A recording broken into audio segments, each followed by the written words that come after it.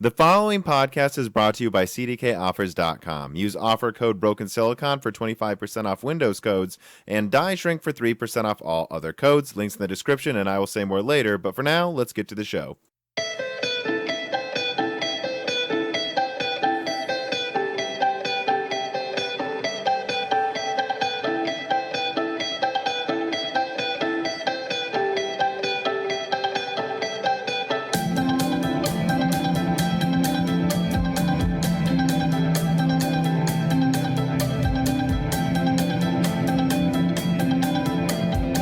And welcome to Broken Silicon, a PC hardware and gaming podcast. I am your host, Easter Bunny Boy Tom, and I am joined, as always, by my co-host, the returning of Jesus Christ, Dan. Definitely not going to piss any people off with that reference. Comparing yourself to Jesus. Well, I'm saying Jesus returns today, and my name also happens to be Dan. That's definitely what that meant, right? Yeah, I think that's how people will interpret it. Yeah. How are you doing today, Dan? Pretty good. It's Easter. That's when we're recording this for people that couldn't figure that out. Yeah. We did some work on the house yesterday. Cleaned up the backyard. Revitalized the garden. Really locked up some holes around the house so Dan's dog will stop crawling underneath my goddamn house, and then we have to give her a bath. Yeah, that's happened about 4 times now, so that's pretty cool. Your dog also tried to randomly run into traffic while we were walking her today. Yeah, that was also pretty cool. This is a lot of home runs coming out of Wendy, Dan's dog. Well, I guess let's get to it. As usual, we'll start with some reader mails and corrections before we get into the news. The first one is from Phil. Phil writes in, just like you guys can if you support us on Patreon, and he says, who is your Borderlands 3 main, and who is Dan's Borderlands 3 main? So mine is Zane. Yeah. He's the guy with the floating turret. Yeah. Yeah, the floating turret, the ability to teleport around. Really kind of a force multiplier character for like jumping around with an automatic weapon. And I'm Mose. That's the Titanfall mech suit. Yeah, the Titanfall mech suit, and I have multipliers for things that explode, basically. Basically, when we start getting screwed over, me and Dan, I'll just create a clone and Dan will deploy a Titanfall mech, and then we'll run away. Yeah. And it's pretty hard to kill us at this point, especially because my character can die instead of me. And then also your mech suit can just straight up protect us if you need to revive me. Yeah. So, yeah, we haven't, the new DLC is pretty good. Yeah, we haven't beaten it yet, but... No, we got the game A Way Out last night, which is a prison break simulator that is only co-op, which I've got to say, I highly recommend this game, don't you? Yeah, if you've got a game, someone to play with, a co-op game with, this isn't a bad time to get that and play it. Yeah, I mean, and we got it. It allows for on console couch co-op, so... That's awesome. Like it lets Dan sign in as his own PSN profile, sit on the couch next to me, and then like it's split screen and the resolution's fine. It was clearly built from the ground up to run well. Yeah. Split screen. And like I'll be like looking and out for a guard while he's like breaking through something. And it's and what's really cool is there's a quote unquote trial version of the game, but it's really just the full game. And so only one person needs to own the game. You basically own it and then invite someone in and they just still get their own trophies and use their own profile. So really you just need to, and it's on sale now. So it's like $7.50 per person and it's like a 6-hour game, it seems like. I think we're about a third through it, I'd guess. Yeah, probably. All right, but that's what we have been playing. A Way Out. Really recommend it if you've got someone in your quarantine bunker to play with. VI Pass writes in, and he says, the Oculus Go is 3 DOF. Oculus Quest is only 6 DOF standalone system that has full-featured games. So you actually looked up what that meant, and you're saying the Quest is the only one that has basically full head rotation tracking? Yeah, as far as I can tell, it's the only... So DOF just means degrees of freedom, so essentially the amount of pivot points you can have for turning your head using the headset. Yeah, I don't know if I made a mistake in saying the amount of movement you have. Yeah, I don't know. I know they keep adding more. And PSVR supposedly is just going to have like 8 cameras on the app, or maybe 12 actually, on your head, so you don't have to set up stuff. Well, I don't know. It's been a while since I've heard anything about that. Yeah, I know. And like, as far as degrees of freedom go, I think 6 is about the maximum you need for head movement. But All right. Edward Go writes in and he says, "Hey, Tom, just to note that you can play Sekiro at higher than 60 FPS, although you do have to use this tool, tongue sticking out emoji." So, yeah, I mean, the thing when I play Sekiro is I tend to hook it up to my OLED TV and play it in 4K HDR because it's not a game that I flip on quickly for an hour. It's usually a game where I'm like, this afternoon I'm playing this for 4 or 5 hours. I'm going to beat several bosses. And so that's just what I've been doing. So I wouldn't need to use 144 hertz, but I have heard that they have a frame rate unlock, and it's good to know it doesn't entirely break the game. I know the Dark Souls games would just break if you did that. For a while, Skyrim did that at launch without a mod. especially if you played it on the PS3. I'm not Skyrim. I meant Fallout 4. Oh, remember Fallout 4's high refresh rate? I think Skyrim had high refresh rate issues too, actually. But I remember Fallout 4 at launch, like if you played at 144 hertz, the game basically didn't work. And if you played at 120 hertz, it had issues. So they recommended capping it at 100, which I did, which is fine because the frame rate's all over the place in that game, no matter how powerful your PC is. I mean, Bethesda having weird glitches, that's like the most expected outcome for anything possible, I think, is stupid glitches in a Bethesda game.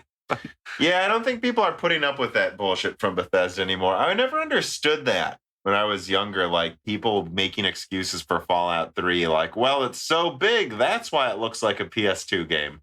And I was just like, it looks and runs like shit. This makes no sense. Like, there are other open world games, guys. Red Dead Redemption is here. There's no, I mean, that came out after, to be fair. Yeah. But then, you know, you had Fallout 4 was really when I think specifically there's no excuse. Like, why does this game not run as well as other games? I mean, go play Horizon or Red Dead Redemption or GTA 5. Those games are every bit as big and complex. There's no defense here.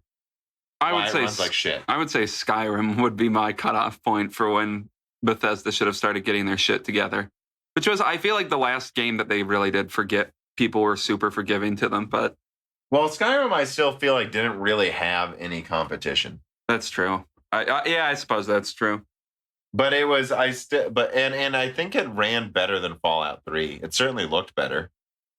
Oh yeah, it definitely looked so better. I don't think, you know, I think Skyrim's graphics were fine. I don't think it didn't work sometimes, but it had less bugs than the other Fallouts. Specifically Fallout New Vegas. Everyone's like, well, that's the best one. Yeah, but it didn't work for the first year. Yeah. So yes, it's the best one. That didn't work. Yeah, I mean, that's expected from a Fallout game at this point. That's insane that's expected. Well, people won't put up with it anymore. People are doing nothing but giving Bethesda shit right now.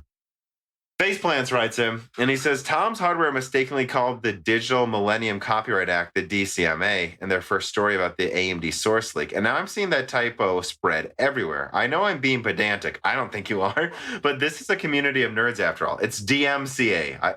I put this reader correction in here specifically because I'm pretty sure I did that too after reading that Tom's Hardware article.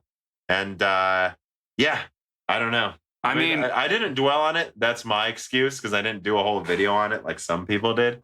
But it's true. I did see some rather large articles quoting that over and over. I mean, I don't know if that's that much of a surprise. I don't know what journalism even is anymore. For fuck's sakes, WCCF Tech couldn't even read a Google Translate of Zen 3 correctly. Did a whole video about how they screwed up an entire report because of that. Yeah, and I'm guessing when people see DMCA, they just, or in an assortment of those letters, they're just like, yep, it's that thing, and probably just copy and paste it without really thinking about the actual acronym. Again, let me be clear about this. WCCF Tech fucking used Google Translate on Hardware Lux, and then the title wasn't correct. Yeah. And they reported everything incorrectly because the title wasn't translated correctly. If they would have read even one paragraph of that article, it would have been correct. Mm-hmm. I don't know. Journalism, everybody. All right. Well, that is the opening salvo of madness. Let us get to the stories. SK Hynix unveils DDR5 memory details. And I quote from WCCF Tech, the person I just shit on. According to SK Hynix, the DDR5 memory aims to offer more than 2 times the bandwidth when compared to DDR4 memory. it is stated that moving from DDR3 to DDR4 all the way back in 2013 was only a 33% increase in bandwidth, 1600 to 2133 megahertz. With DDR5, SK Hynix's goal was to achieve more than a 50% increase in bandwidth per DIMM. And if you look at the speeds, yeah, I mean, like DDR4 was 1600 to 3200 stated, which is not faster. We had 1600 megahertz DDR3. I had 2133. Yeah, I didn't realize that DDR3, and DDR2 even went up to 1400. So it wasn't that much slower at the end than DDR3. But this is starting at 3200 megahertz and aims to get to 8400 megahertz. And I believe that we already have DDR4 that's about 4000 megahertz. That's not that expensive. Yeah. I guess I also didn't realize DDR4 went that low, but. Oh yeah, I had an and remember all Skylake and Coffee Lake architectures technically, because it's still Skylake, technically support DDR3L. Mm-hmm. So I remember my first NV13T with an MX150 at 1600 megahertz DDR3L, and going from the MX150 to the 250 and the upgrade and the replacement because the other one went missing.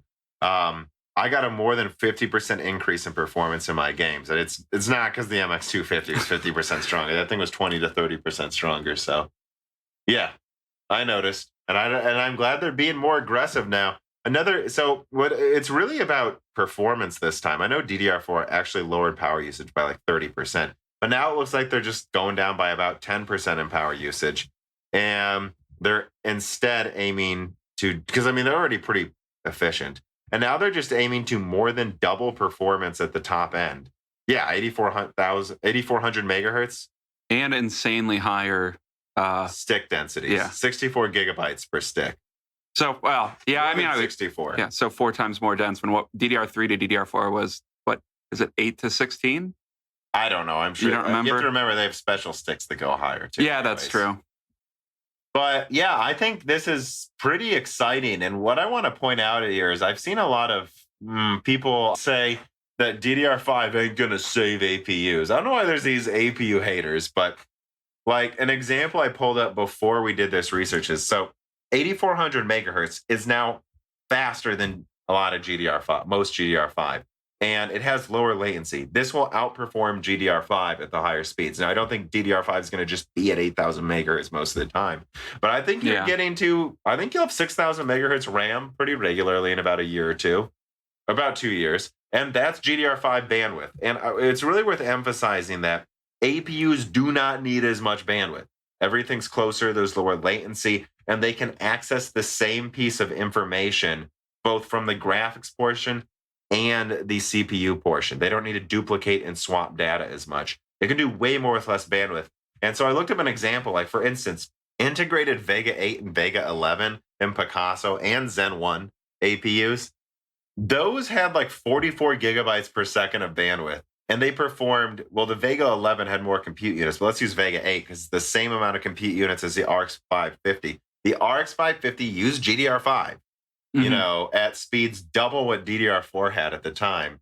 And it performed, well, actually, I think it had 112 gigabytes per second. No, it had almost triple the bandwidth of integrated Vega 8. And it only performed like 30% better.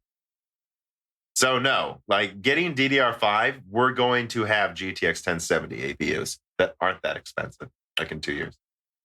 I mean, yeah, the higher bandwidths definitely should help with APU performance, which I think APUs are going to start taking over the mid-range more and more. So because of this, I mean, to the people clinging like, oh, my 1070 is still great. It's like, well, maybe, but APUs are about to be as strong as your 1070. Yeah, especially if probably by next year. I'm curious how common like 8400 megahertz RAM will be, but there's already DDR4 above 3200 megahertz. Yeah, that's true. I would point that out. I know when DDR4 first came out, and people were using it with Broadwell E used DDR4 and HEDT systems. And I know at the time, most people had 2400 megahertz.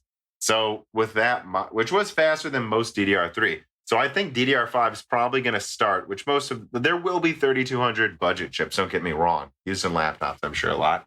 But I'm sure there's going to be it'll be more expensive because it's new, but there's going to be 5000 megahertz DDR5 pretty much as standard. And that's basically double the bandwidth of what you get in a lot of laptops now. So I think this will allow for RX 5500 XT performance. Yeah. Cezanne won't support this, but like mid next year, late next year, depending on when they bring out some kind of Zen 3 APU with DDR5 support or something. Yeah. Hopefully the follow-up to, I'm guessing the follow-up to Renoir would use this, but. Yeah, but I think this is really exciting. And there's a video I want to do about why they haven't put HBM on APUs yet. What people got to understand is that, well, here comes DDR5. So they might not put HBM on APUs again, guys. They might not. Because what a 200 millimeter squared piece of silicon that goes into an APU, that's like $50 to make. Mm-hmm. So 4 gigabytes of HBM is $50. So do you really think it's worth doubling the cost of an APU for what? 50% more performance? And most people buying APUs aren't looking for top-end performance. It's really not a mystery to me why AMD hasn't put HBM in APUs yet. It's just never quite been worth it. I am curious with HBM if it will always be the case with HBM, like it will always just be not quite worth it for. Well, it's getting cheaper relative to GDR6, and it's getting cheaper relative to how much cost it adds. I do think they're going to add it, but stop being surprised. And so, like, I think they're going to use HBM probably in some of these professional APUs for the server market. And I think you will start seeing those with Zen 4. But don't be surprised. I mean, DDR is getting faster. It keeps getting faster. And unless you're doubling performance while doubling cost, there's no way it's worth it to add HBM when you can use 4,000 megahertz DDR now and 8,000 megahertz DDR5 next year. It doesn't make sense. And even if it is double the cost for double the performance, okay, so who's in the market for a high-end APU that's still probably weaker than a 5700? Yeah. We're just not, and this isn't an argument against APUs. This is me telling you, I think they think it's worth it to lose 20% performance to make the thing hit the target market better. I think APUs are still going to take over. I just think it's not going to immediately take over the high end yet. And if it does, it's probably just going to be because it doesn't need as much bandwidth soon, which it won't. I mean, especially in 4K. I mean, DDR5 is going to make it so that in 1080p, this performs probably exactly the same as desktop cards with the same compute unit count. I mean, yeah, almost definitely. Won't game in 4K, but yeah. Anyways, moving on to a reader mail. Blow Ye Wins writes in, and he says, we are in a new CPU revolution that introduces more cores and IPCs every year, it seems, while GPUs have also increased by 30 to 50% every 2 years on average for the last decade. Furthermore, for SSDs, PCIe 4.0 brings sequential transfer speeds in excess of 5 gigabytes per second. It brings 7 gigabytes. However, there is one thing that has not significantly changed, and that's as far as I can tell, it's silently hampering PC's potential. Why is it that SSD IOPS are completely stagnant, and is there any future tech that may change this? So actually, Blow You Wins, I don't know what you're talking about. IOPS have increased in performance. Yeah, so I did a little bit of looking. It looks like they've kind of stagnated on NVMe a little bit, like Gen 3 to Gen 4. I can't tell if there doesn't seem to be much of an increase, but SATA. I mean, mine is like 40 or 50% more than yours. Yeah, that's an uplift. Is that not there's your 50% increase, guys? And like from SATA SSDs, it's like SATA 3 SSDs to NVMe 4.0, right? Gen 4.0, we have like 10 times the IOPS as far as I can tell. Maybe the PS5 will bring an increase in IOPS if that could be the limiting factor to why SSDs aren't being fully utilized, but on PC, but we'll see. No, but I mean, just in general, I mean, I've seen IOPS go up every year. They definitely seem to be up. Every SSD I've checked for every build every year is higher than the previous year. Yeah, I don't know. So I think what you'll find is that budget SSDs haven't gotten any better, but they're not going to. Like, they're going to put the worst, like, for instance, SATA SSDs have maxed out the interface for half a decade. Yeah. Like SATA SSDs are a dead end. So they're going to put the cheapest garbage flash memory in there. And with Gen 3 SSDs, I'm noticing we're starting to get there too. Remember a few years ago, yeah, my friend built his PC. I guess it might be 4 years ago now. His SSD was almost maxing out Gen 3 capabilities. The one you just got does. Yeah. But I've noticed this year, 2020, a lot of Gen 3 SSDs are slower than last year. And so I think if you want the fastest SSD, guys, you got to use the fastest interface. And they're not going to increase IOPS on SATA because that's the budget lineup. Well, So yeah. if you're only looking at SATA SSDs, maybe that's where this is coming from. I mean, yeah, we'll see. I mean, but you would think if you want the highest end product, you're going to go for the highest end interface at this by now. Like, I think people that are going for high end storage are all getting NVMe drives now.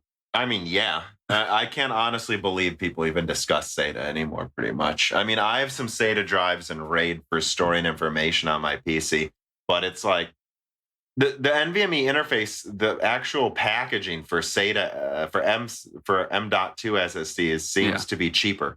Like they're not more expensive than SATA drives. It's like $10 for quadruple the speed.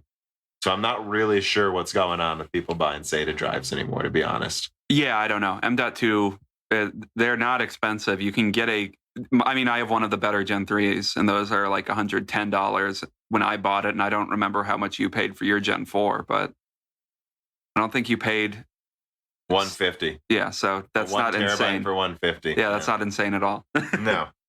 Moving on to story number 2. NVIDIA's GTX 1650 gets GDR6 because the industry is running out of GDR5. This comes from PC Gamer, and I quote, NVIDIA appears to have released a new GTX 1650 graphics card without really telling anyone, although it's probably not one on many wish lists. The industry is running out of GDR5, NVIDIA directly said. And so they're saying, so we've transitioned the product to GDR6. And I want to talk about this because that's something I talked about when the 1660 Super came out and the 1650 Super. GDR6, and this is like, I've reported on direct quotes of like bill of material sheets, is like $3 more per gigabyte than GDR5. That's how stingy NVIDIA is being when they sell you a GDR5 card. And I'm thinking it wouldn't surprise me if we start to see a reversal in that, like as GDR6 becomes the standard. I mean, GDR5 is it's super old. It debuted, I think, with the 4870. Yeah, that sounds right. The HD 4870 a decade ago, guys. Over a decade ago. It's a mystery where it took so long for GDR6 to come out, to be honest. Yeah, I don't know why it did. And you could see these big bottlenecks in some graphics cards from a lack of bandwidth. And so, yeah, that's something I just really want to point out is I just don't get, it's all segmentation. When you see a GDR5 card like the MX350, I cannot believe the MX350 has GDR5. I mean, it's a Pascal card, so maybe it has to, but I don't know why they bothered. I'm like, 2 gigabytes of GDR5. Again, that's when I say those cards cost them like $20 to make. And they're like, it'd be 25 if it had 50% more performance. It's so stupid. And so what's interesting about this is this will probably stop the production of, although Polaris, I've been told, might already not be in production anymore. It's just old inventories they continue to sell. Like I've heard rumors that they might stop making the Xbox One X before the Xbox Series X even launches because it has backwards compatibility. That would be a big surprise. I mean, I guess given that they're going for a more fluid strategy between generations, I'm guessing the Xbox One X is just going to stop selling almost immediately after the Series X is debuted. Well, and it wouldn't be a first. I mean, Microsoft's known for dropping consoles that didn't do well, like it's nothing. Like the original Xbox was produced for 3 years and then discontinued. But the 360 had backwards compatibility, so whatever. And that's kind of what I see happening with next-gen consoles. I think it wouldn't surprise me if Sony did something similar. I don't get why you keep producing the PS4 or the PS4 Pro if it has backwards compatibility and they're going to sell it for $400. Unless they can make like a dirt cheap PS4 model that's like $150, but if it was 150, but they can't. It uses GDR5. Yeah. So no. But yeah, so I don't know why either of them. I mean, for the both consoles will be, I think, at most 500. I don't know why you bother with making the last gen consoles. You're just going to slot them in at the same price with 10 times the performance, which is funny to think, actually. Yeah, I mean, yeah, I think they're probably going to discontinue them really soon after both consoles come out, but which it will be strange for the Sony because they've always supported their consoles for probably too long, honestly, and from some perspectives. But well, it made sense they kept making the PS3 for a little bit. It had a Blu-ray player. It was like $180. Yeah, and it didn't have backwards compatibility. So that was the George Foreman grill model. Mm-hmm. So that made some sense. But anyways, moving on. Steak and Chicken Man writes in, and he says, your thoughts on the industry running out of GDR5? What will happen to Polaris? I think we answered that already, Steak and Chicken Man. Could this force AMD into selling RDNA 2 entry cards for $150? Well, the fact is they can whenever they want. The RX 5500, I'm sure, is making a nice big fat profit. I don't think AMD would mind right now dropping the price to like $120 for the 4 gigabyte and $160 for the 8 gigabyte. Boom, they replace the 580. Yeah, and as far as RDNA 2 cards, I don't know.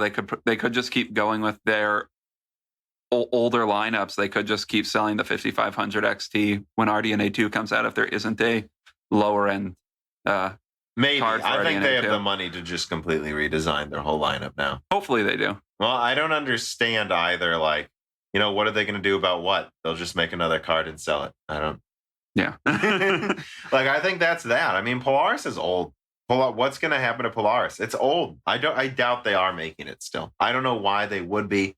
TSMC continues to increase capacity. AMD's bought up tons of 7 nanometer capacity, probably for this. Polaris is pretty damn old now. So, yeah, I think that's been like the theory for a while is they're kind of just getting rid of old inventory of Polaris, right? Yeah. Hey, this is Tom cutting in right as I'm putting together the timestamps and preparing this episode for you guys. It didn't occur to me while I was recording the podcast, but it is now, and I think it's worth adding this in.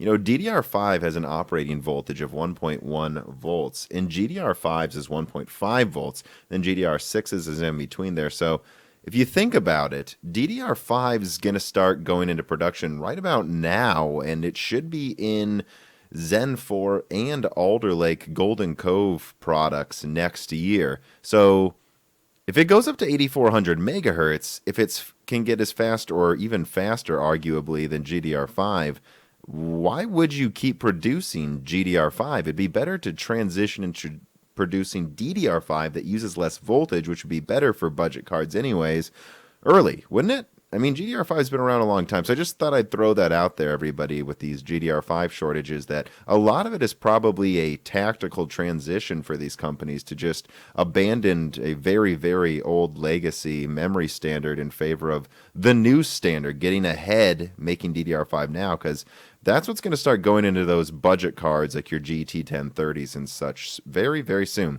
All right, back to the show. Well, let us move on.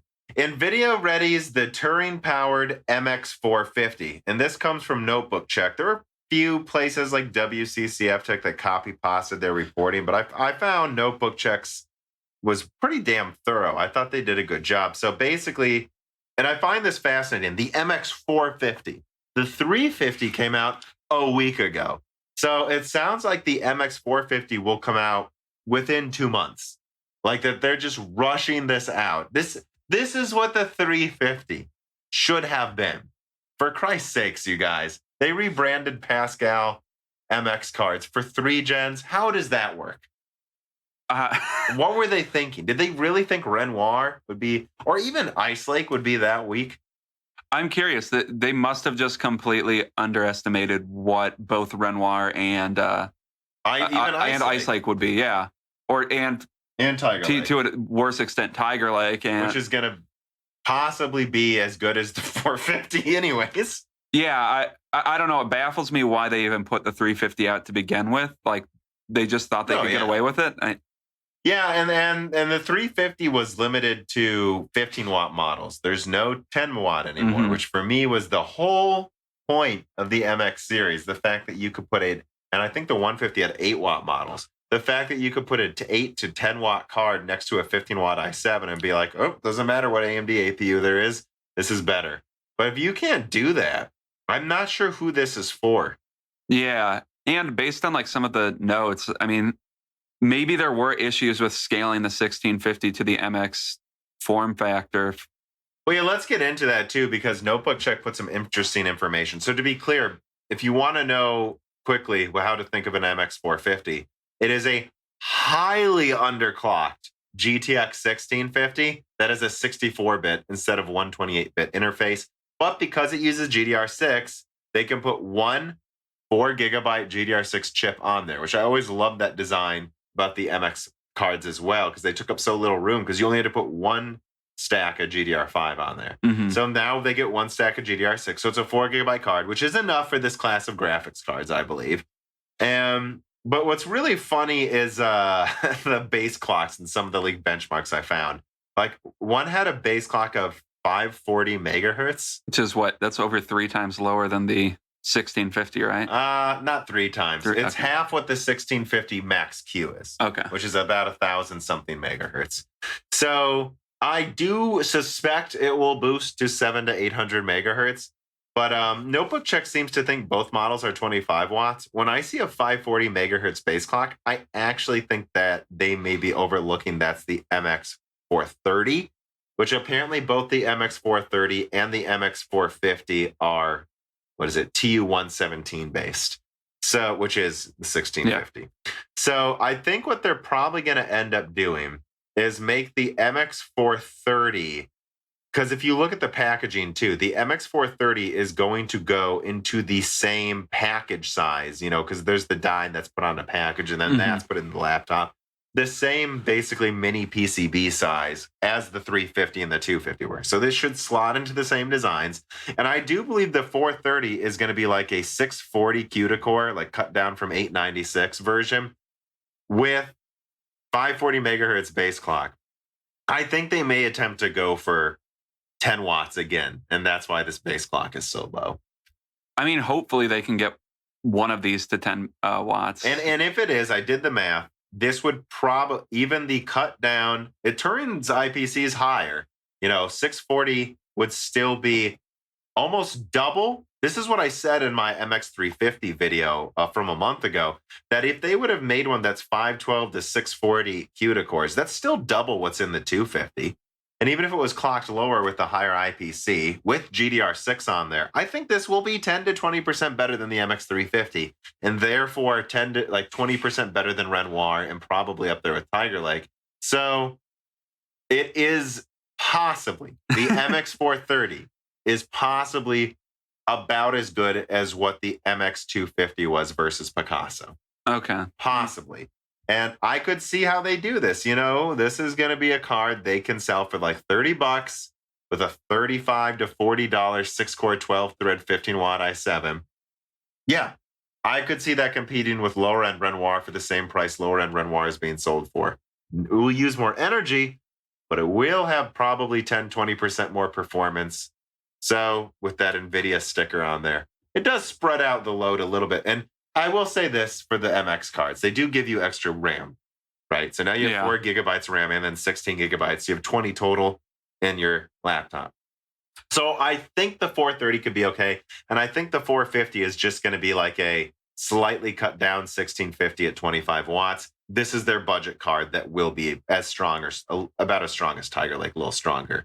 But it will only be able to fit into laptops that can fit full cards. So the MX450 would be kind of like that, entry-level graphics card choice before you configure your laptop. Yeah. I mean, so hopefully for NVIDIA, they'll be able to hold on to some of their market that they might lose with Renoir and Tiger Lake coming out. But yeah, I feel bad for people that are buying MX350 laptops right now. The MX350 is just a horrible choice.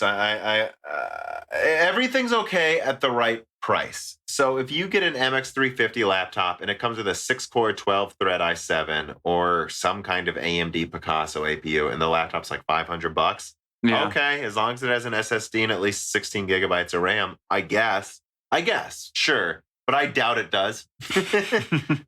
Anyways, moving on, Blokes writes in and he says, based on how thermal velocity boost Pro TM for Intel works with frequency drop, where frequency drops off a cliff the less cores a CPU has, I have a sneaking suspicion that the reason the higher core count Intel CPUs have higher boost clocks is they're using the rest of the mostly inactive CPU cores as a heat sink. That's been a rumor that's been going around, and I don't think that's necessarily far from the truth. Blokes, I included this reader mail. That's a really interesting point that I haven't thought about before, because that is true. It does seem like the more cores they have in specific models, they can always legitimately, opportunistically boost higher, kind of like Zen 2. And it is probably because it's using the rest of the die as a heatsink, briefly, for a split second. I mean, that wouldn't make sense. That would make sense. The heat has to go somewhere. It's going to dissipate into the CPU to an extent. The rest of the die. Yeah. Yeah, that makes sense. Even if that wasn't intentional to begin with, that would be a side effect. Yeah. Sage of Geeks writes in, and he says, I'll bet you $20 that Navi and RDNA 2 will run many of the new games better than NVIDIA's next gen. So when you say Navi and RDNA 2, I think we need to split this bet apart. Do I think RDNA 1 will age better than Ampere will? I don't know, actually. I think Turing's going to prove to age fine, just it costs too much. And yeah, Turing has proven to be pretty good at compute performance. Yeah, and we've yet to even see what Ampere is, so... Yeah, so I'm not sure. Will Ampere age as well as RDNA 2? I think it's just highly unlikely it can. The consoles use RDNA 2. All of these APUs, and AMD is taking market share, use RDNA 2. Maybe Ampere will age well. I wouldn't count it out because, again, the way Turing and RDNA are organized is actually somewhat similar. And NVIDIA is putting effort into making Turing. Turing isn't aging horribly. Comparatively, and I actually don't think Pascal is either. None of these are aging as badly as Kepler, which I'm going to do a video on very soon, guys. I'm collecting some benchmark information about old architectures, and guys, Kepler sucks. But I don't know. What do you think? Do you think Turing will age badly? I don't think we've seen any. It's not super old yet, but we haven't seen any evidence that it will yet. It's a pretty capable architecture. It has pretty good compute performance. I don't know. No. Well, it's like when you look at people say, "Oh, look at that! The 5700 XT beats the 2080 in this new game," which I see all the time. Yeah, it beat the 2080 in several games at launch, guys. Yeah, it has the same amount of bandwidth as a 2080, and it has a little less compute. So I think it's going to end up aging a little stronger than a 2080. But I don't really see it ever beating the 2080 Ti. Will there be a couple games where it does? Maybe. But I don't know. And like bandwidth constraints, they're less bad than they were with like Kepler, where Kepler was Turing has a lot of bandwidth. Yeah, and Kepler was like the most bandwidth-starved gen ever. Pretty much, yeah. That's what really killed that in addition to, well, there were a few other things. I don't want to get into it. Yeah. We'll save that for the video. But so, yeah, look, I don't know. I think RDNA 1 relatively will age better than Turing because it's connected to RDNA 2. And there are some specific IPC enhancements that I don't think games have really even taken advantage of yet in the 5000 series. And I think they will once the consoles make it standard. But I don't see Turing's performance falling off a cliff, with the exception of ray tracing. I've always thought that Turing's ray tracing performance may age far worse than people expect. We'll see because we also don't know what RDNA 2's solution is going to be for ray tracing yet. We don't know if it's going to be a similar implementation. There's starting to be some very real hints. Okay. It basically runs the code, from what I understand, in a similar manner, and it's kind of organized in a similar way. I just think it's more localized to the compute unit. Like everything needed for ray tracing is in each compute unit. Oh, I see. And I believe. I don't know for sure, guys. But both are hardware level accelerated, right? So yeah. We'll see so we'll see, I guess. Yeah, AMD's approach makes a lot of sense because the way NVIDIA does it is you can do ray tracing with the 1600 series, and it will ray trace better relatively than its Pascal counterparts. But it doesn't have the tensor cores to help with the denoising. So that makes it about half as good per SM or something, right? as what you'll get out of a Tensor Core, including Turing card. But I think the way AMD is designing it is each compute unit has a lot of cache to store data for ray tracing and all the components it needs in each compute unit. And that makes sense when you consider they make APUs. They don't want to have to decide if they're going to cut out Tensor Cores and APUs. They just want, 24 Cezanne compute units to be able to do ray tracing like they're 24 compute units. Okay. That's why it would make sense why AMD does that. And Lisa Su is actually quoted as saying, we will do ray tracing when we can do it from top to bottom in our product line stack. So all of RDNA 2 cards, I think they're going to do a full launch. I think they're going to replace the 5500 XT, the 5700 XT with RDNA 2 counterparts that are about 20% stronger and have ray tracing. I think their APUs next year all going to have ray tracing. All of it. I think top to bottom. That's what she said she wants to do. Yeah. So your laptop will do ray tracing, and hopefully by then devs will stop being stupid with how they implement it, which they are getting better at it. Which I guess is the worry is if they're both massively different solutions to the same problem, there's some worry that there will be games that have AMD certified ray tracing and Nvidia certified ray tracing. From my talks with a few people, there's not much worry about that. They both seem to utilize it in DirectX 12 the same way. Okay, so we won't see. It should be compatible. So we won't. This was a shorter period, but TresFX versus Hairworks, I think. I don't think you're going to see that. I just think the way Turing does it is inherently probably a bit weaker. I think Amperes will be twice as good per SM, though, at ray tracing. I really do think top Ampere cards and top RDNA 2 cards may be capable of doing straight up 4K 60 ultra ray traced and in mini games 4K 120 hertz with certain settings turned on, like some kind of DLSS solution to help that too. Yeah. Anyways, let us move on. Story number 4. The Acer Swift 3 could bring Ryzen 4000 8 cores to the masses at $630. Quoting from Tech Power Up, at an MSRP of $629, the upcoming Acer Swift 3 could be a typical implementation of the Ryzen 7 4700U processor. For those who don't know, this is the 8-core, 8-thread Ryzen Renoir processor. A notebook with just that processor and no discrete graphics cards yields a battery life running of up to 11.5 hours. It comes with an SSD and a full HD IPS screen too, I believe. So yeah, I added this as a story, not to like plug Acer or anything, but just to kind of highlight, like this is the point of Renoir. Renoir uses about a third of its die for graphics. It usually would use half. And it does that so that you can either use the cut down Renoir cards, which these Renoir APUs are 150 millimeters squared. They're cheap. They can just put those in cheap laptops. And there's like not that much Intel can do to compete with this. Like I don't think Ice Lake is getting this cheap. So yeah, this is an 8-core, 8-thread APU with 7 compute units, but it still performs about a little better than an MX250 based on leaked benchmarks, like 10% better than an MX250. That's it. $600 laptop now that can have that. And then again, they'll use the full 8-core yields, not because they have more compute units. But they don't really care that it has more compute units and the stronger yields. It's just a small 8-core that they compare with a dedicated card. So what did you think about this? This seems pretty in line with what I would think like the 4700U or lower end laptops, Renoir laptops would have. This is kind of what I was hoping to see come out of Renoir when I saw the initial unveiling of what it would be. So I'm excited to see what other products come out with the like 4700U or I don't know 4800 without a discrete graphics card would have. Yeah, I think the one I would target is something like, I think Renoir will be at its best if you can get it paired. And what I would want personally is a 4800U, the 15-watt model, with like a 2070 max Q, so that's like the 65-watt one. Because then you have a 15-watt processor and a 65-watt graphics card. Yeah, 80 watts total, they could fit that in a thin and light. Yeah, that's true. I don't care if it throttles as long as it doesn't yo-yo the frame rate all over the place. That's something that happened with my MX150 that was fucking ridiculous, guys. Like it literally would jump in Battlefield 1 between 60 and 20 hertz back and forth because of throttling. Just run it lower then. Run it lower and stop the yo-yoing.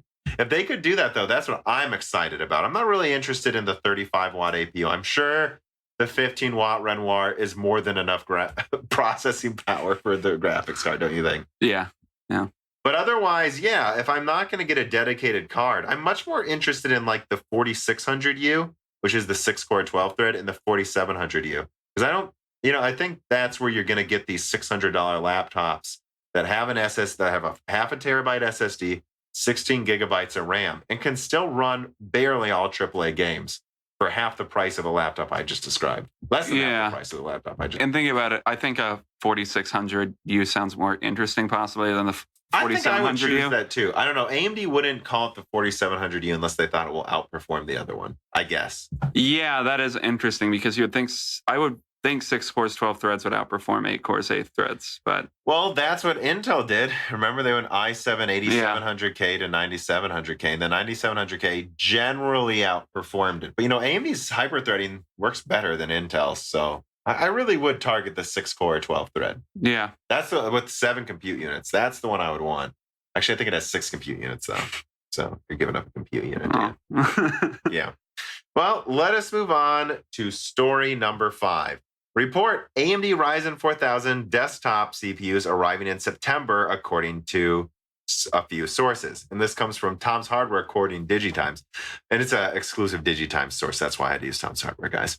Digitimes sources claim that AMD's original plan was to reveal Ryzen 4000 series, codenamed Vermeer, desktop processors at Computex 2020 in May. But Computex has been pushed to September. Vermeer is rumored to take advantage of AMD's next-gen Zen 3 microarchitecture, and given AMD's relationship with TSMC, the chipmaker will likely continue to leverage the foundry's production capabilities for these chips, except this time around, AMD could exploit TSMC's enhanced 7-nanometer process.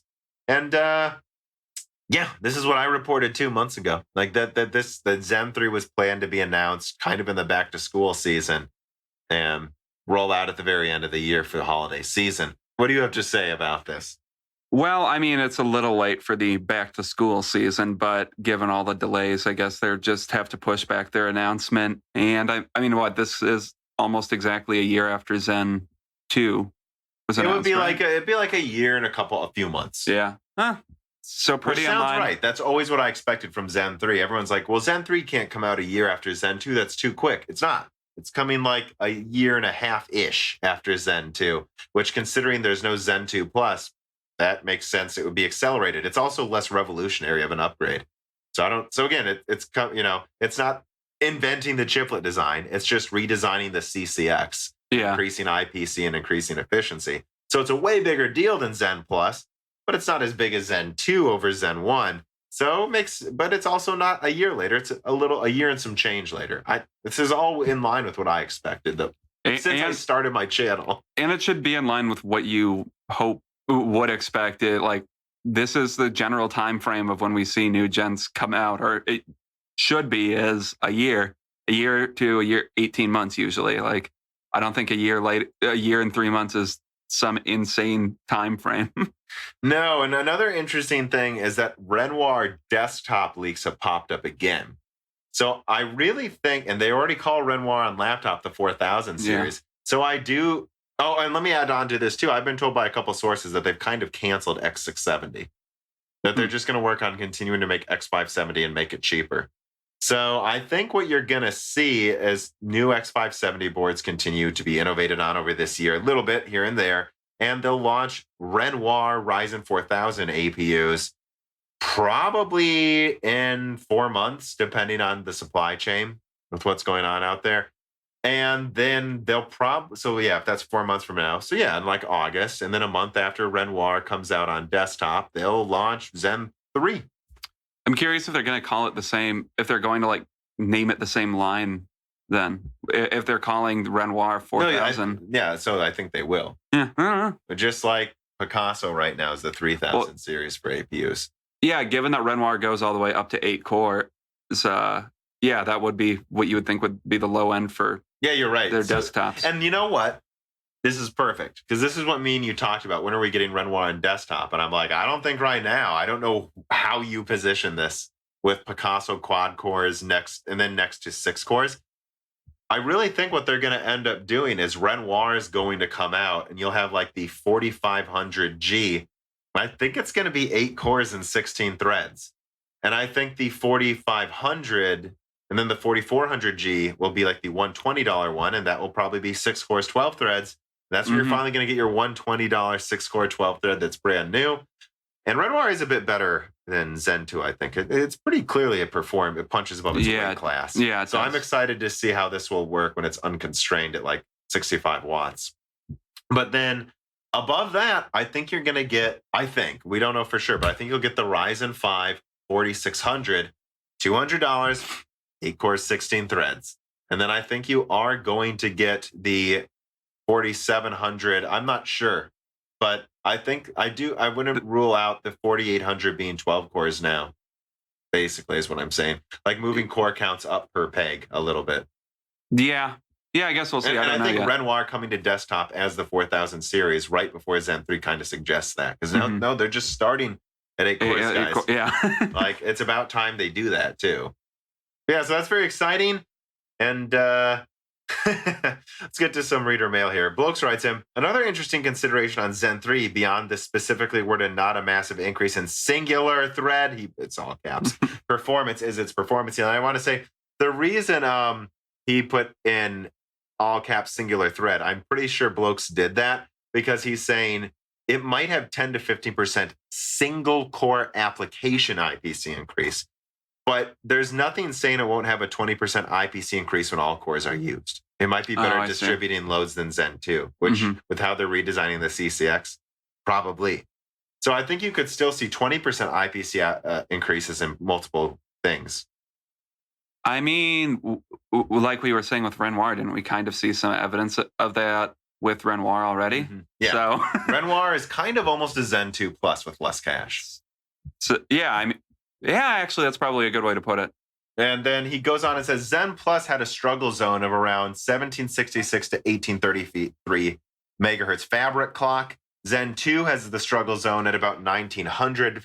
And mayhaps we shall see it increase with Zen 3. I think I think it's common sense as they use 7 nanometer enhanced with Zen 3 that they'll continue to increase that fabric clock, and that will continue to reduce latency and increase performance as well, next to the other things they do with the architecture. Like, yeah, my 3950X had a fabric clock of 1900 megahertz, like it was nothing. And I know that it was pretty rare to get above 1800, the Zen Plus. So, yeah. Any other thoughts on his reader mail, Dan? No. Okay. Currently, I am in the process of breaking down my mining rigs. It's just not profitable anymore, and I want to use some of the spare parts, plus a few new ones, to build my first benchmarking station. Now, what most people might not be able to guess is that my mining rigs all used Windows, and ones with legitimate keys. But getting those legitimate keys was a hassle. I was forced to scour eBay and be discerning in making sure that the people selling those $10 Windows keys weren't a scam. And sometimes the keys didn't work and I had to fight for my money back. But you don't have to if you go to CDK Offers. Go to cdkoffers.com and use the promotional code BrokenSilicon to get 25% off an already cheap list price of Windows 10 Professional. Then all you do is click on your email account, go to User Center, and then My Purchase Orders to get the code. Just use this code with a normal download of Windows 10 Professional from Microsoft's website. All right, links in the description.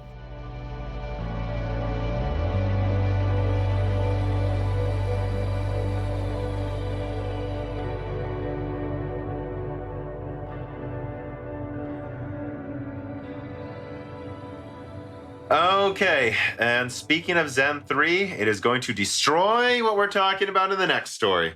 And that is number 6. 10-core Intel Comet Lake CPUs draw the same power as an RTX 2080. This comes from PC Gamer. Quote, if you want to get a consistent turbo clock speed out of your new 10-core Intel Comet Lake processor, you're going to need some serious cooling. And a monster power supply too. Because at peak performance, the CPU alone at full boost can draw 224 watts. And that's higher than the TDP of an NVIDIA RTX 2080 graphics card, and NVIDIA's TDPs are real TDPs. And actually, close to real. Actually, they tend to use a bit more than the TDP. Actually, I'll say that. And actually about what we've measured in terms of peak 2080 board power too, which is ... a lot even for a desktop processor. And a freshly leaked screenshot, actually I added on here, of the Core i9-10900F, one of the 10 core chips. So, this is maybe a little cheaper one. Graphics silicon inside it. It's the version without graphics. Now shows the PL1 and PL2 power ratings of 170 watt for all-core turbo. And the TDP for this was 65 watts, right? Yeah. So I don't know how much to say about that. Clearly, they're just trying to sustain. Oh no! I think the TDP of the 10900F will be 125. Okay. They're also going to have a 10900 non-F or K, and that one supposedly, I think that one has 95 watts now. Okay. So those TDP... A base clock of 2.4 gigahertz though, with that 95 watt. Oh, so yeah, good thing those turbo boost clocks don't use any more power, right? Nope.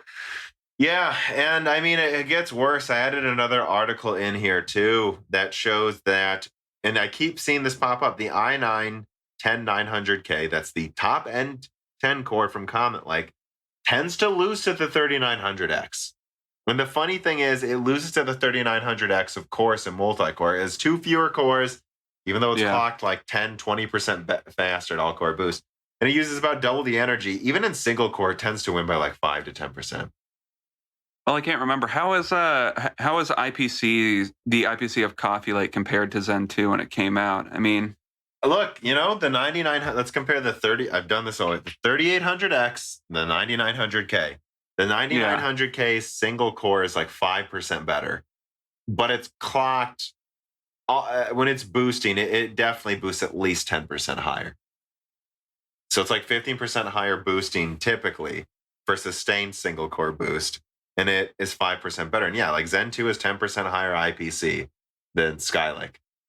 And almost Ice Lake IPC. Ice Lake, I'd say, is a 5% IPC advantage, roughly, over Zen 2. And remember, I know I'm throwing out numbers that aren't entirely consistent. That's because it depends on the app, guys. There are some things where Ice Lake has a crazy IPC increase. I've seen some where Ice Lake APUs beat Picasso in single-threaded performance and Handbrake by 50%. So some things Ice Lake's really good at. But this isn't Ice Lake. This is yet another Skylake rebrand. And as I covered in several videos, I literally have sources in Intel saying, don't buy our 14 nanometer products anymore. They're terrible. Well, I don't know why you would buy any of them at this point. Hold off until Alder Lake, maybe? Hopefully. Yeah, I mean, I think Rocket Lake will be much, much, much better than Comet Lake. It's a Willow Cove port, but it's still on 14 nanometers. So I know it's still probably going to be 125 watts for 8 cores, but I think it will have 20% higher IPC. Okay, so that's something at least, but... Yeah, I mean, again, I was told expect Rocket Lake to beat Comet Lake at everything, even the 8-core versus the 10-core. And I'll have 10 nanometer Z graphics, supposedly. Yeah, the only thing with Rocket Lake that I'm... how long will that even be around for before... It's a good question. And that's something, again, I covered... What video was that? I forgot. But it was one of my bigger videos where I was talking about how... It may have been Tiger Lake, my Tiger Lake video, which Dan's laughing because I used a Tiger King reference for the thumbnail, which I'm still very proud of putting the CEO of Intel's face on Joe Exotic holding a tiger. But I mean, the fact is Comet Lake was supposed to come out beginning of this year. It won't. It's going to come out halfway. I know it's going to be announced this month, guys, but it's basically not out till June is what I'm told. So halfway through this year is when Comet Lake's coming out. It's 5 months delayed because of power usage issues that they've still seemingly only half fixed. And then Rocket Lake is supposed to come out at the end of this year, but they're going to try to push it up to Q3 if they can. And then Tiger Lake launches around then as well. Mm-hmm. And then Tiger Lake 8 cores the beginning of next year, and then Alder Lake's late next year. So you're going to see a hodgepodge of stuff. What I really find interesting is if they actually got Tiger Lake out on desktop too, to complement Rocket Lake. That would be interesting. Yeah, that would be interesting. It wouldn't surprise me, kind of like Broadwell when Haswell was out. There were 2 months where they actually had Tiger Lake CPUs. Oh, I guess that's true. There could be a short Tiger Lake Gen 4 desktop. Yeah. Yeah, anything else to add to these Comet Lake stories? I mean, I don't know how much more I have to say. It's just not... It's not good, guys. No. All right, then let us move on to story number 7. Speaking of Alder Lake, Intel Alder Lake 10 nanometer desktop CPUs reportedly launching in 2021 with a complete 7 nanometer product portfolio in 2022. And yeah, to be honest, I don't have that much to say. There were some leaked slides from Intel showing 10 nanometer Alder Lake, Tiger Lake coming out next year. Well, Tiger Lake's coming out this year, and then 10 nanometer Ice Lake server, DG1 coming, DG2 coming on 10 nanometer as well. I mean, what I would honestly say this WCCF Tech article says is basically everything I've been saying since October consistently. 2020, late 2020 through 2021 is the 10 nanometer era. That'll be the brief 10 nanometer era. In 2022, it sounds like it really will be the start of Intel's 7 nanometer. And they may even get some specific 7 nanometer products out at the end of 2021. But I think Alder Lake is still just 10 nanometer plus. It should be pretty good, I think, relative to their other products. Again, will it be better than Zen 4? My doubts, but I think it will be very, very good. Don't buy 14 nanometer products, and I wish people would give me credit for what I've been reporting for months. Do you have anything to say, Dan? No, not too much. I mean, this is stuff we've been seeing for a while now. Yeah, I don't know. And again, all of this tile stuff pretty much too. I think they might get a couple of dual tile designs out possibly next year on 10 nanometer. But my understanding is don't expect any of the 4 tile high performance stuff. And they might not even technically use tiles. It might just be single die designs because they have massive power draw problems right now. Oh, yeah. I forgot about the thing I reported on that no one gave me credit for again. Which makes me think 2 tile designs. Well, I guess that might be okay for that would be pretty low end discrete GPUs though, right? Or would that just 2 tile? Would that still be just on APUs? No, 2 tile would be discrete. Okay. What do you think I should do, Dan? Should I start annoyingly putting exclusive in all of my video titles? I just hope that eventually people notice. I don't know. The exclusive stuff has always came off as a little annoying to me. Pretentious and bullshitty. It's a little bullshit. Because a lot of channels use the exclusive title in their YouTube videos to get you to click on it, and then I'll read it and someone else has already reported on it. And how can I know possibly for sure if no one else has talked about it? Is one thing that I find really pretentious about putting exclusive. Yeah, and it's because it's not like you have a bunch of official sources or like Intel is calling you and saying like, hey, I can't. I refuse. I like it not having. Roger Kadori called me. Nothing like that. Yeah, so I don't know. The exclusive thing has always come off as a little meh to me because, like you said, you can't really say for sure if you're the first person to say something. I mean, who knows? Maybe a smaller YouTuber somehow caught wind of it earlier on or something else, but... the only thing I'll say is, this is where it's like, please, this is when legitimately share our podcasts and videos, guys. Like when this pops up on WCCF Tech, this is when, and I don't want you guys to be annoying and just spam stuff because I think that happened for a while and not 2019 and made Reddit hate me.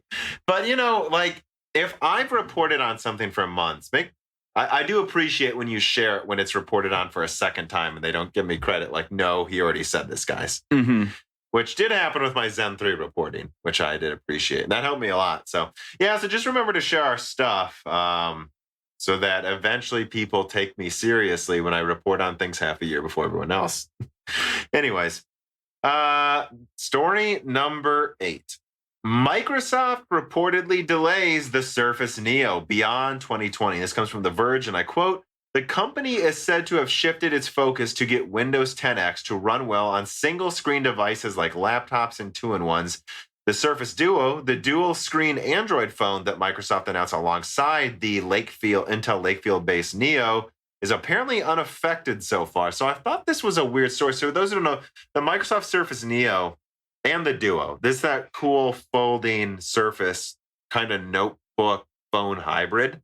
Mm-hmm. I'm really interested in it because one of them had Lakefield and it could run a full version of Windows 10X, it's a streamlined version of Windows. Yeah, it could use x86 applications. You could install them and run them. Yeah. So that is insane. If I could fold something over like in Westworld and call someone on a phone and then flip it up like a baby laptop and then play games on it. Yeah, I want to play Half-Life 2 on my phone, I keep saying. How big was the Neo supposed to be? Do you remember? Like a big phone, or I guess? A little bigger than like a 6-inch phone or 7-inch phone that folds in half. Okay. I mean, yeah. But if it can run like a full laptop, I will take the bigger space. Yeah, I mean, it's definitely an interesting design. I'm curious what they mean by trying to get it to run well on single screen devices. Like It prioritize sounds like that a first. bullshit excuse to me. Yeah, I don't know, because you think I guess I don't know how the altered Android one works. So what? Yeah, I don't know how altered it is also from Windows 10 or whatever, but Yeah, I don't know. I think that there's a chance this is true. That Microsoft decided they were having. I mean, because look how long it. I mean, look, Windows 8 was practically a beta for Windows 10. Like it took them so long to get like the touchscreen, like 2-in-1 thing working well. It wouldn't surprise me if they did legitimately need more time to make sure. Because like think about a 2-screen design that runs full Windows. Like how confused some applications might get. yeah, I guess especially if some of those, if it's designed to in certain configurations run them as if it's one screen. It wouldn't be that hard though. It's like a 7-inch laptop, so when it folds out, and it should be able to sense with like the gyroscopic, sensor Yeah. that you're setting it up like a laptop and typing on it. That shouldn't be hard for it to understand. And when it's being held vertically with the like kind of like a book, I don't see why it shouldn't be able to just. Yeah, I don't know. I don't know that I buy that they couldn't figure this out. This to me kind of points to Lakefield maybe being vaporware. Which would really depress me because Lakefield looks sick. Well, we know Lakefield's popped up in benchmarks being tested. So I don't think it's vaporware. But I wonder if it's a combination of Lakefield needing more time to cook or not. Maybe yeah, I don't know. I don't know why it would need more time to cook it, but... Oh, it's a 3D stacked. That's true. Super foray into an interesting type of building a processor. So that might be why, but... Yeah, and maybe if it's undercooked so far, maybe Microsoft is nervous about putting that in a $1,500 phone. Yeah. So again, I'm not saying Lakefield is necessarily the problem, but I thought Microsoft's explanation was weird either way. Yeah, we don't know. And I'm sad. Yeah, it's a really cool product at a minimum. Okay, and let us move on to number 9. So I titled this, AdoredTV Turns into a Whistleblower. And this is Adored's latest video. It's just called Inside Intel.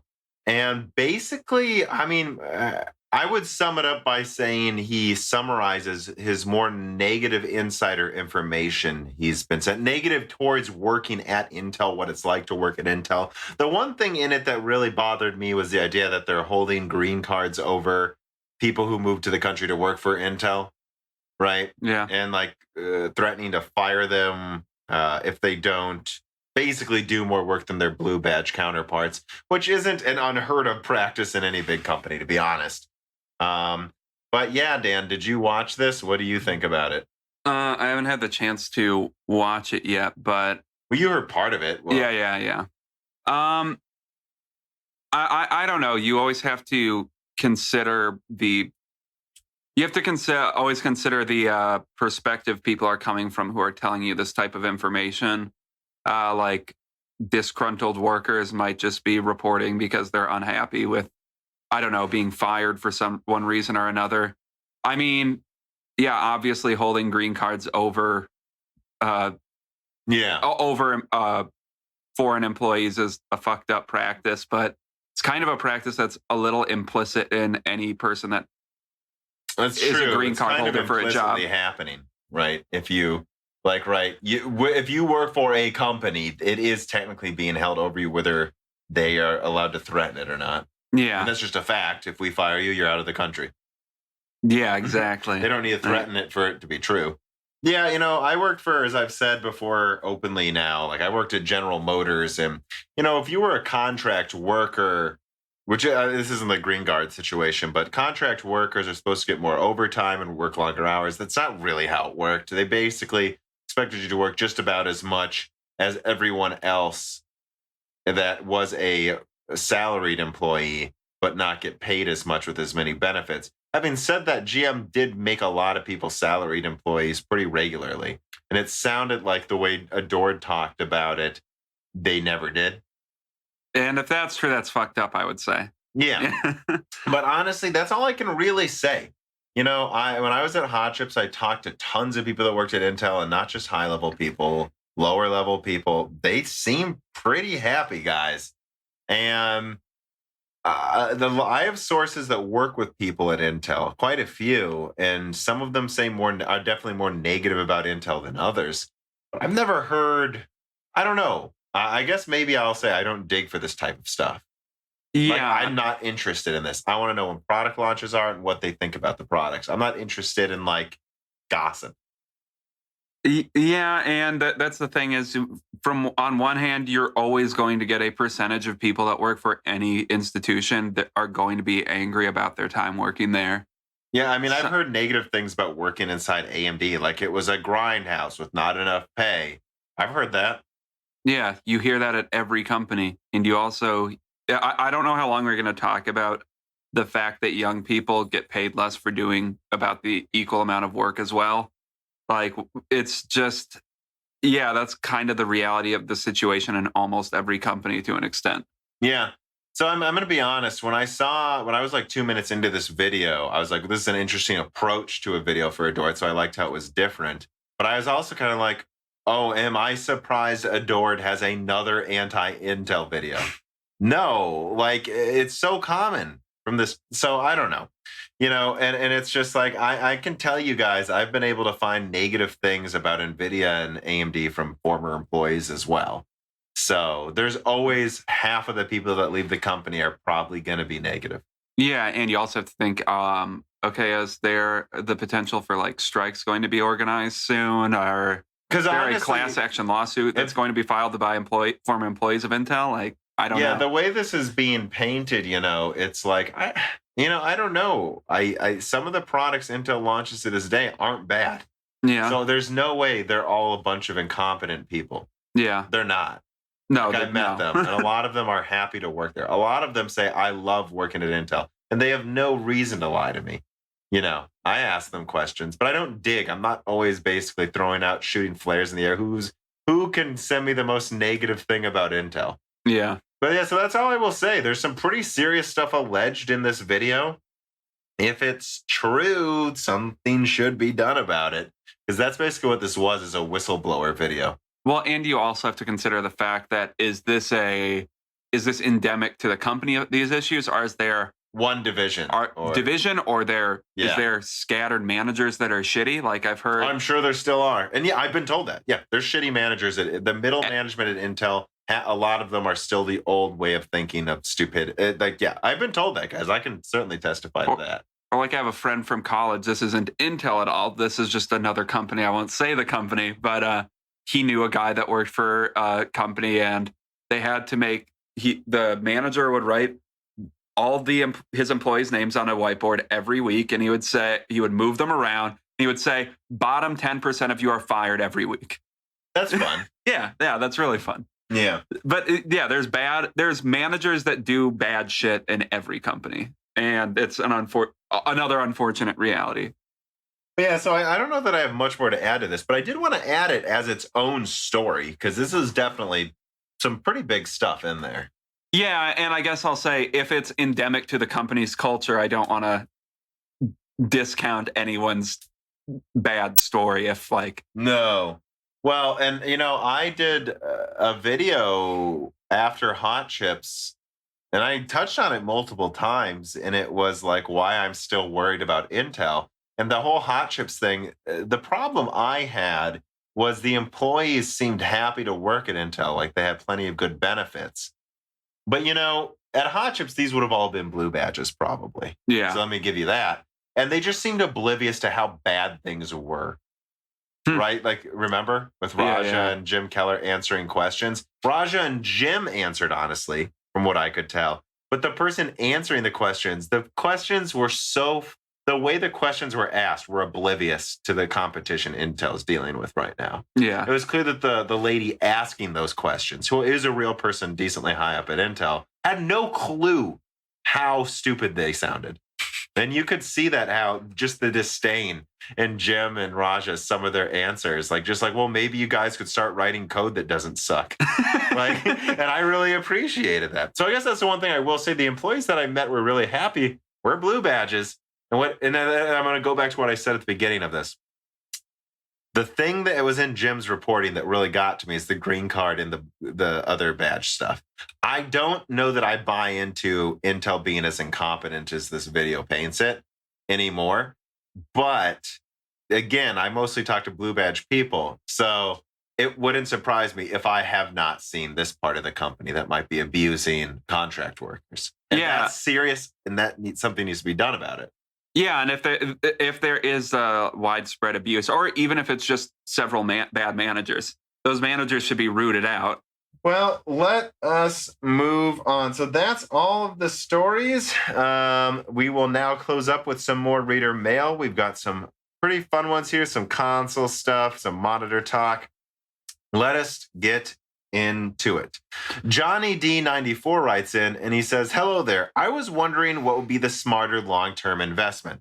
I would like to pre-order, I know I shouldn't be pre-ordering, but I would like to pre-order maybe an Eve Spectrum monitor. So that's what I've been reporting on. That's that IGZO IPS 144 hertz 4K display for $600. Mm-hmm.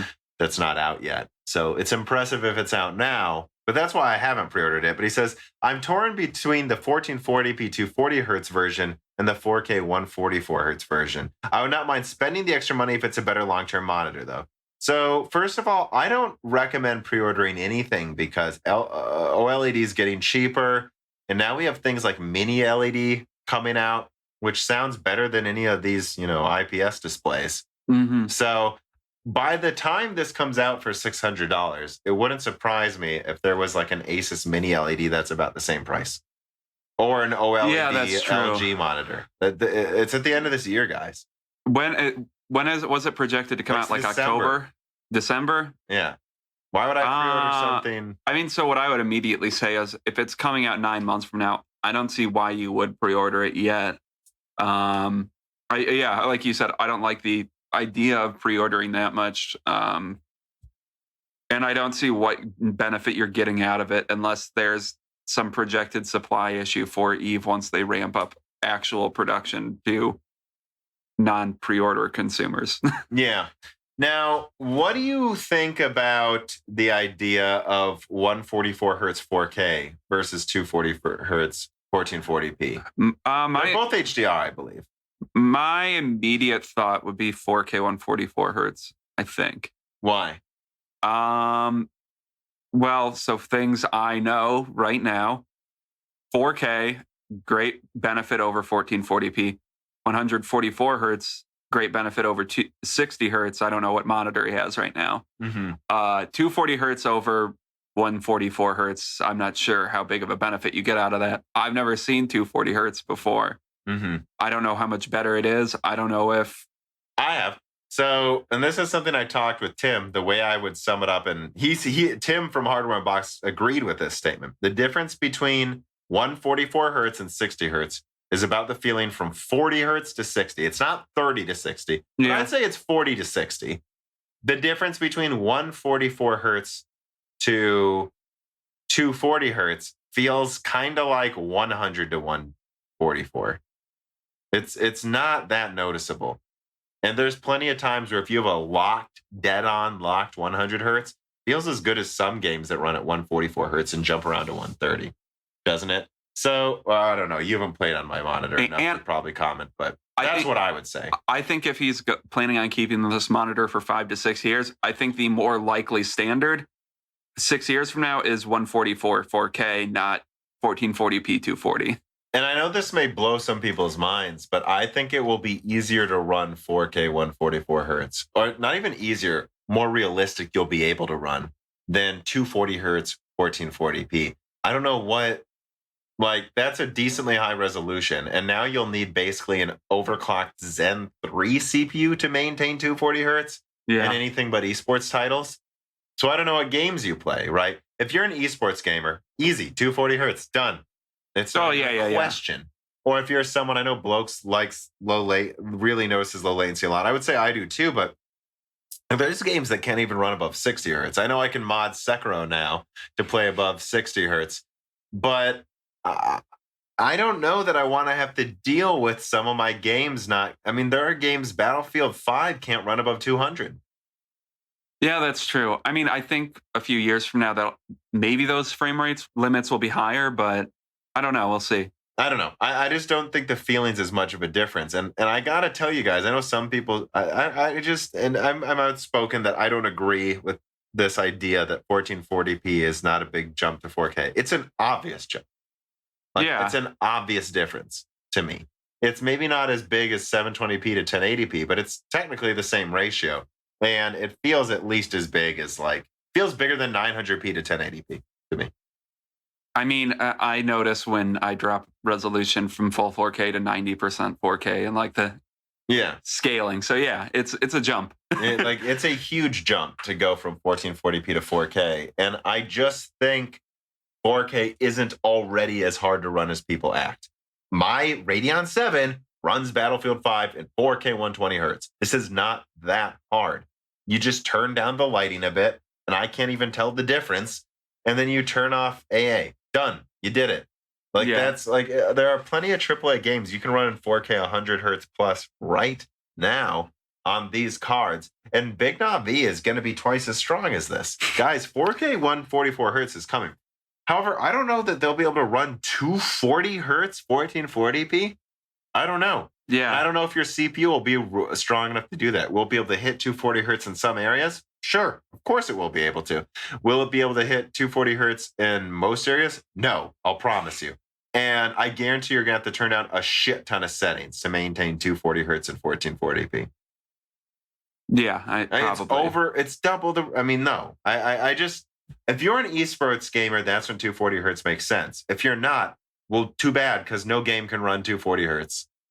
I honestly don't see the appeal for most people. Especially not for the time being. I don't see 240 hertz taking over soon. And again, I don't know if you plan on getting any consoles, but they'll be running games at 4K. Movies run at 4K. There's a lot of content in 4K. That's just going to be the new standard. I'm backing away from this idea that there's going to be 8K TVs. There already are. But I think that's just going to be for up-resing since the screen's bigger. I think 4K is just going to be the bone standard on everything soon. I think everything's basically going to be 4K pretty quick. There's 4K phones already. My laptop has a 4K screen. Your old laptop that broke had a 4K screen. And they weren't even expensive laptops. Yeah, and I think we might see one big uplift to 8K. But after that, I don't know how much more we're going to see. And I know that 8K looks better. I can definitely tell the difference. But 1080p to 4K is way more noticeable than 4K to 8K.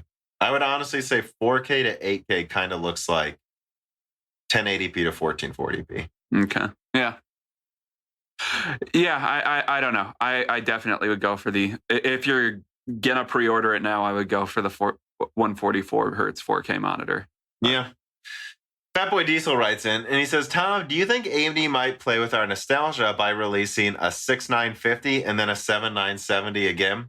Well, there's been rumors they might go with the 950 if they really take the performance crown, just like they did with the 3950. So I don't know. Their processors. Yeah.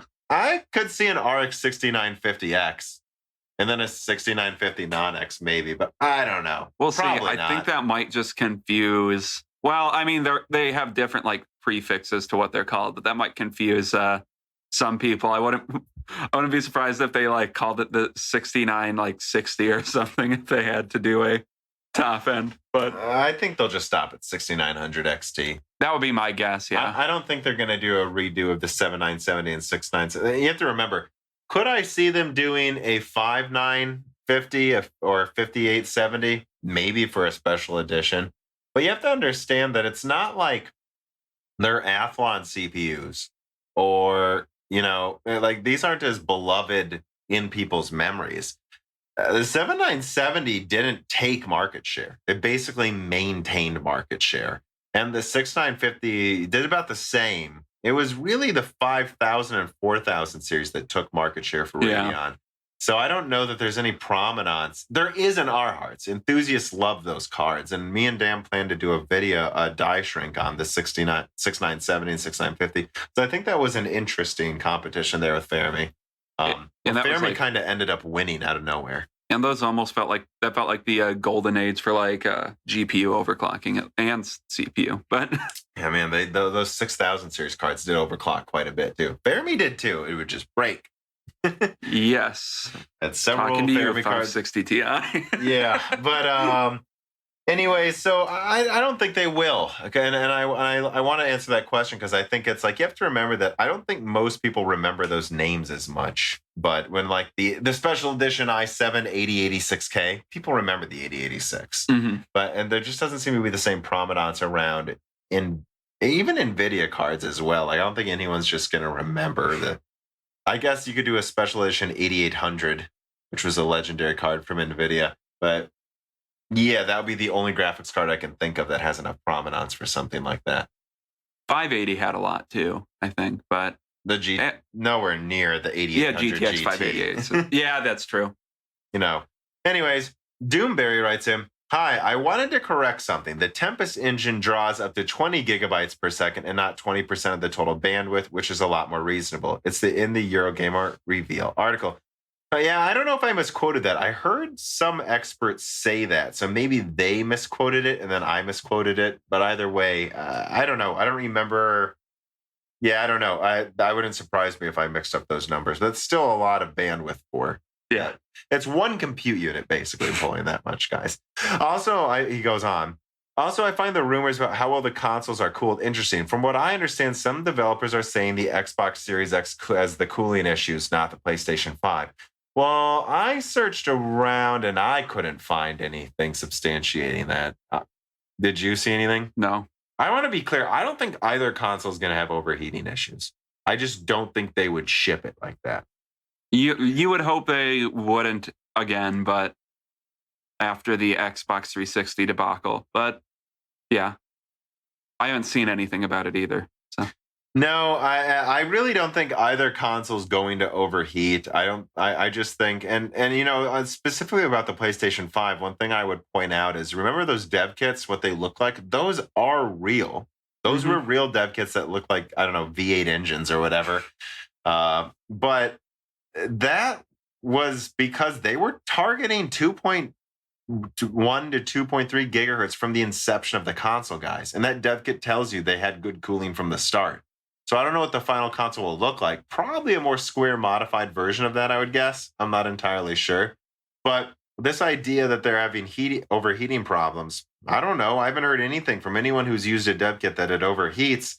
And it's shaped like that because they were always, again, they were not overclocking it. They always planned for the PlayStation 5 to be clocked this fast. Yeah. So I'm not really worried about either console overheating. If they need to buy more expensive cooling, which I know they do for the PS5, and they did for the Xbox as well, then they will.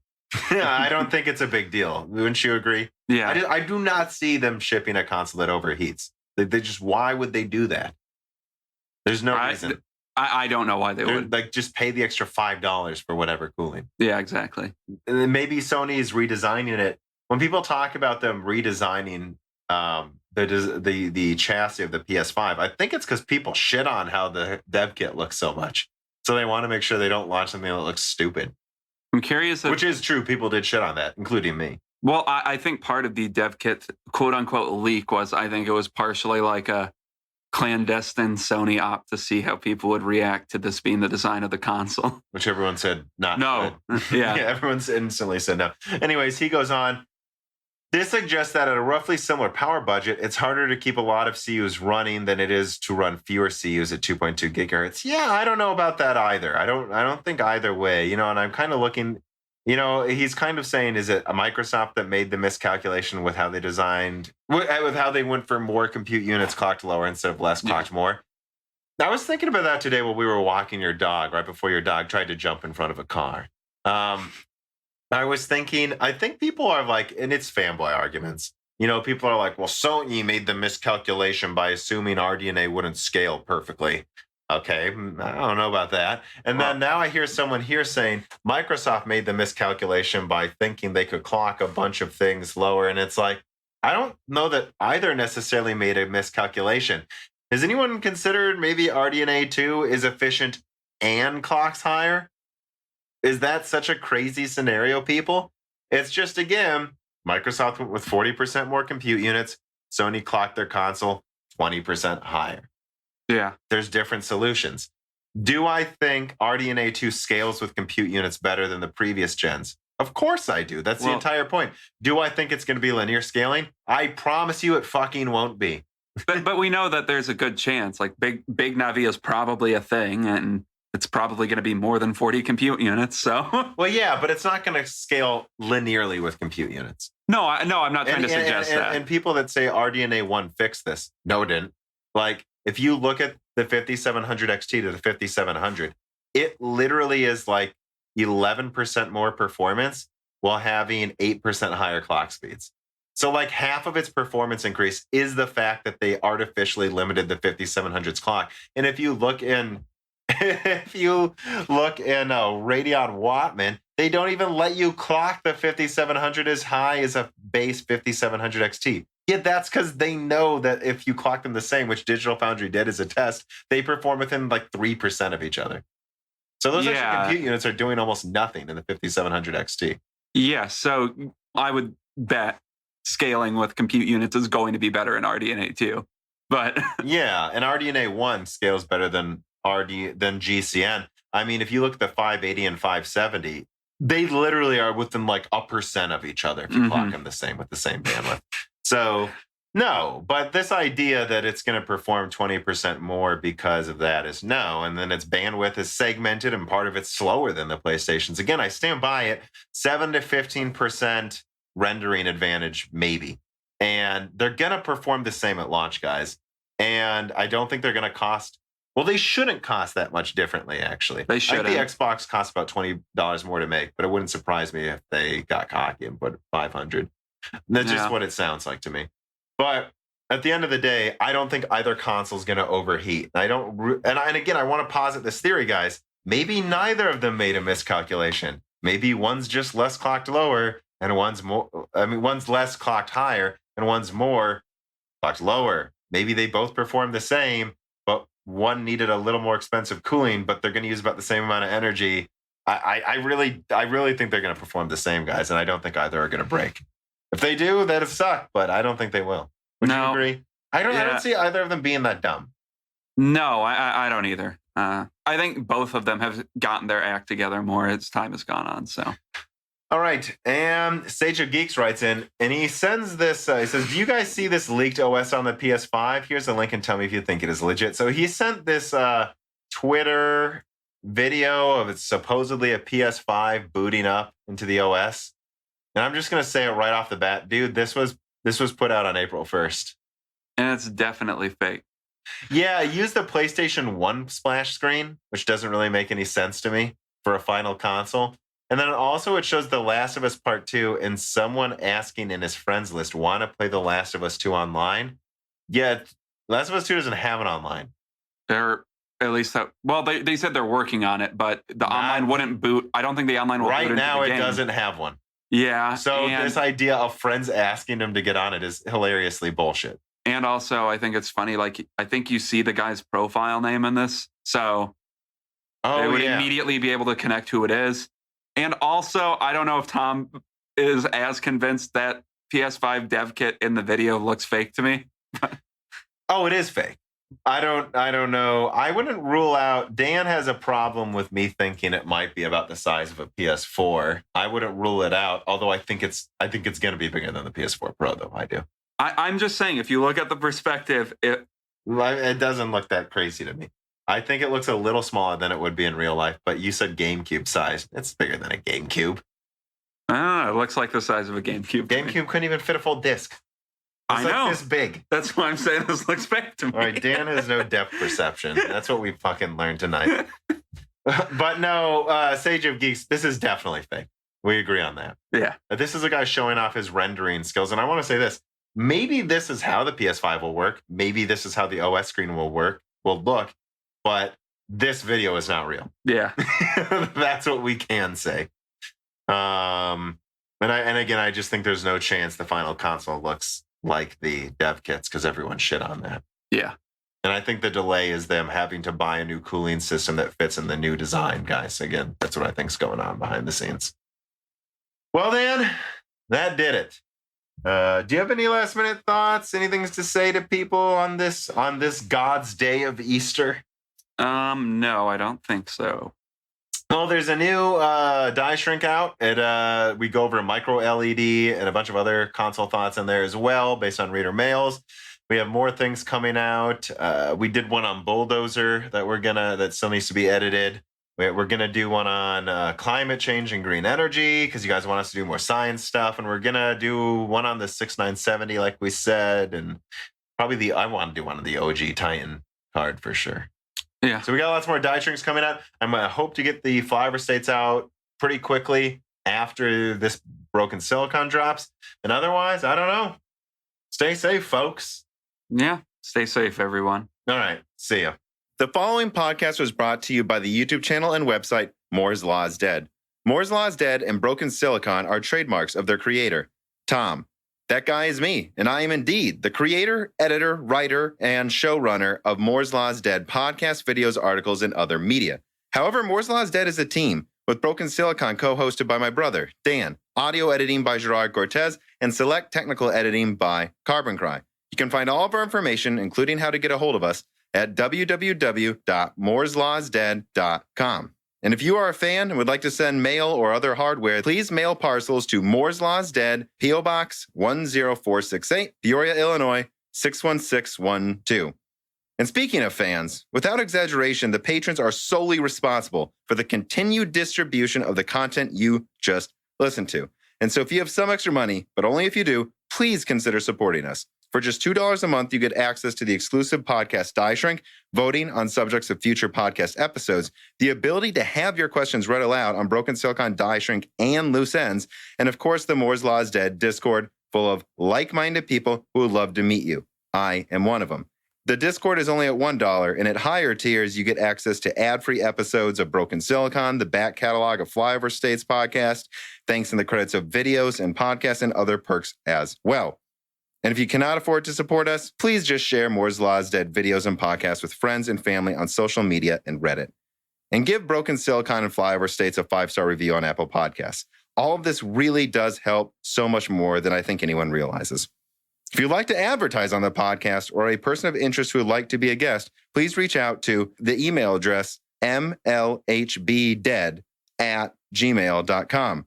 But as I said, this podcast would not be possible without its fans supporting it. And so now it is time to give a personal thanks to the greatest of the fans. The following supporters are at the 10 gigahertz or higher producer levels.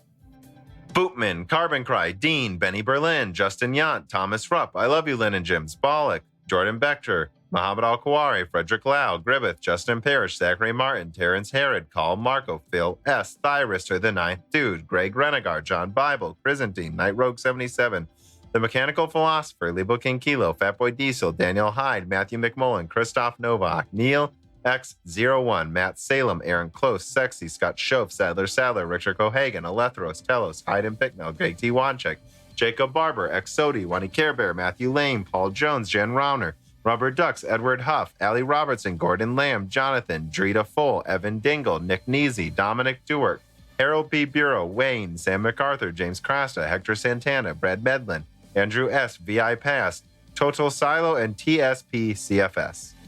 And thank you to Sahara for the music.